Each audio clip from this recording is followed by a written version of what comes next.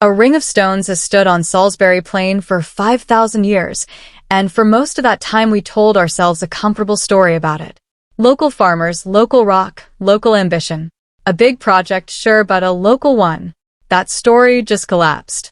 In the last 2 years, for separate lines of hard evidence, geology, astronomy, acoustics, and human bone chemistry have been pulled together and cross-checked using AI-assisted analysis, including runs through Elon Musk's Grok system, to see whether they actually connected.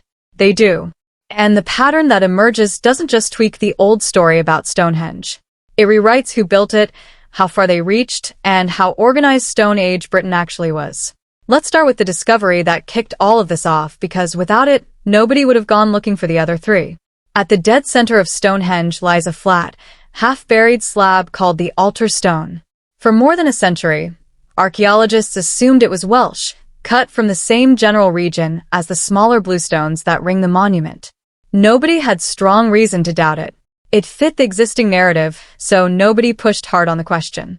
Then, in 2024, a team of geologists led by researchers at Curtin University in Australia actually tested that assumption properly. They examined mineral grains inside broken fragments of the altar stone, dating them and matching their chemical signature against known rock formations across Britain. The results didn't point to Wales at all. They pointed to the Arcadian Basin, a sandstone-rich region in the far northeast of Scotland, more than 700 kilometers from Stonehenge by a straight line, and considerably farther by any route people could actually have walked or sailed. This is not a pebble. The altar stone is a sandstone slab roughly 5 meters long, weighing around 6 tons, heavier than a fully loaded pickup truck.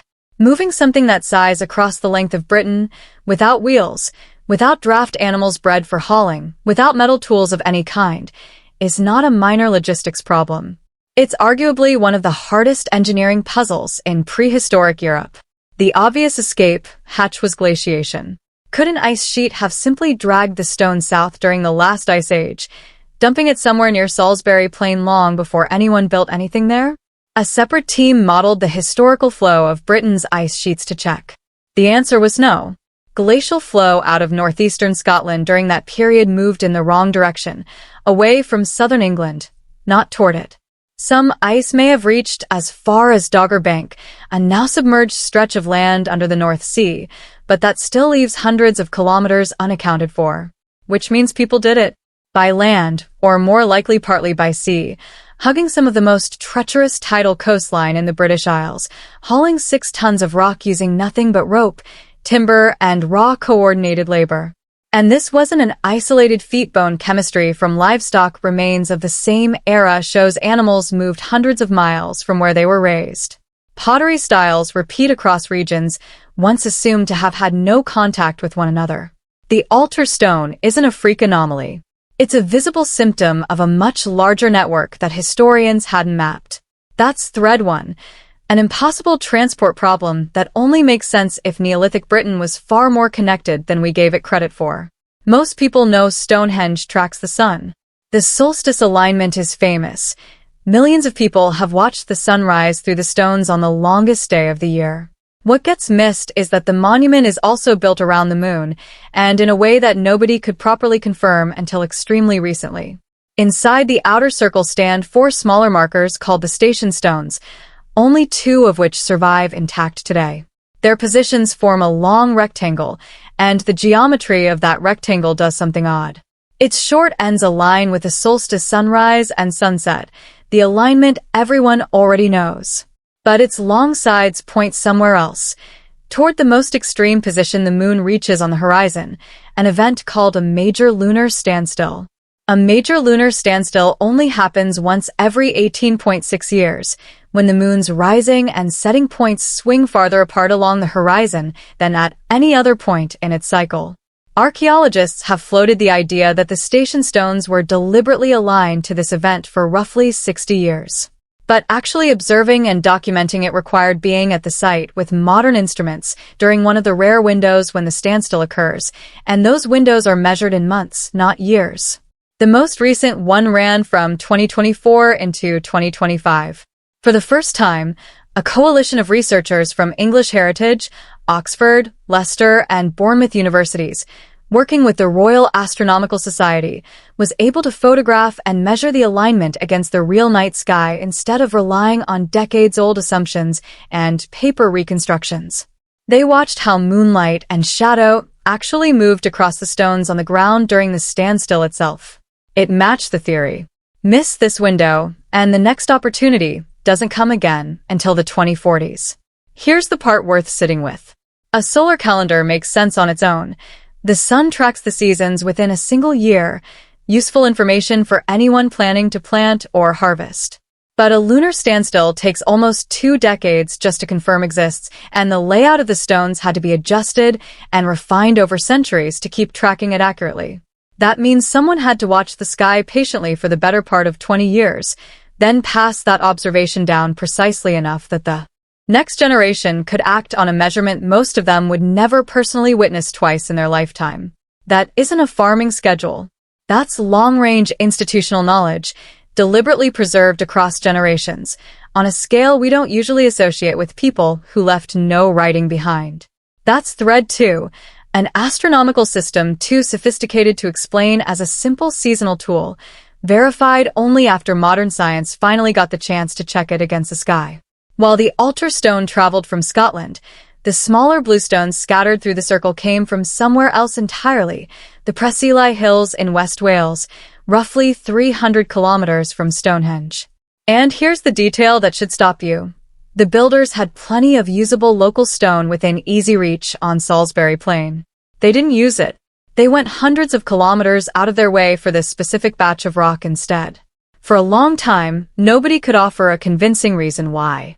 A research team from the Royal College of Art went looking for an answer directly in the Welsh Hills. They tested more than 1,000 rocks scattered across the Preseli Ridge, tapping each one with small hammerstones to see how it responded. A striking number of them rang.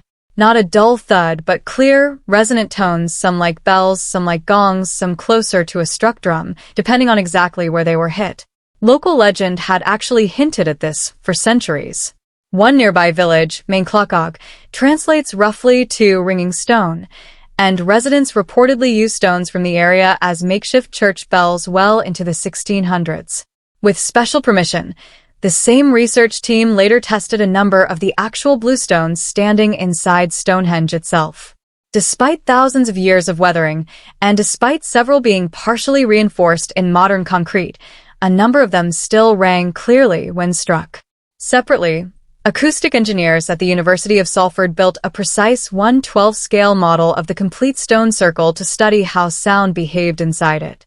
Voices and music reflected and lingered against the model stones in a way open ground never would. The circle effectively works as a natural echo chamber the moment you're inside it. Put those two findings together, and the selection process starts to look deliberate rather than incidental. Someone walked the Preseli Ridge, struck stone after stone, listened to the pitch each one produced, and chose specific rocks based on sound. The pitch wasn't random either. Denser stone rang higher, softer stone rang lower, exactly the kind of distinction you'd only notice if the sound genuinely mattered to you. Then they moved those chosen stones roughly 300 kilometers to a site that already had a perfectly good local alternative sitting right there. That only makes sense if the acoustic property of the stone was itself part of the point. That's Thread 3, a selection process built around sound, not just shape or size, layered on top of a monument already built around sky and season. Beneath the stones lies something that gets far less attention than the architecture above it: bodies. Stonehenge isn't only a monument. It's the largest known late Neolithic cemetery in Britain. Excavations going back more than a century have recovered cremated remains, and researchers estimate as many as 150 individuals were buried at the site across roughly 500 years, starting almost from the very beginning, when the earliest circle on that ground was built from bluestones rather than the giant sarsens we picture today. Early interpretations floated a simple explanation, that this first phase was the burial ground of one powerful family, maybe an early ruling lineage. A later, larger study led by University College London complicated that picture considerably. The remains looked less like a single dynasty and more like a broader community, men, women, and children, buried across many generations rather than one bloodline. That actually raises the stakes rather than lowering them. This wasn't a private family tomb. It was a shared destination that mattered to a large number of people over a very long stretch of time. In 2018, researchers ran isotope analysis on a batch of the cremated remains, a technique that can reveal roughly where a person spent their life based on chemical traces locked into bone. Out of 25 individuals tested, at least 10 hadn't lived anywhere near Salisbury Plain. Their chemical signature pointed toward West Wales, the exact region the bluestones came from. It's easy to read past that detail, but it deserves a moment. It wasn't only rock making that journey across Britain. People made it too, and some of them ended up buried at Stonehenge, generations apart, tied to the same distant region as the stones themselves. Were they religious or ritual specialists sent to oversee construction? Families who followed their ancestors' stones to a new resting place? Something else entirely? The bones can't answer that question. What they confirm is that the connection between these two regions was real, and that it held for roughly 20 generations. That's thread 4.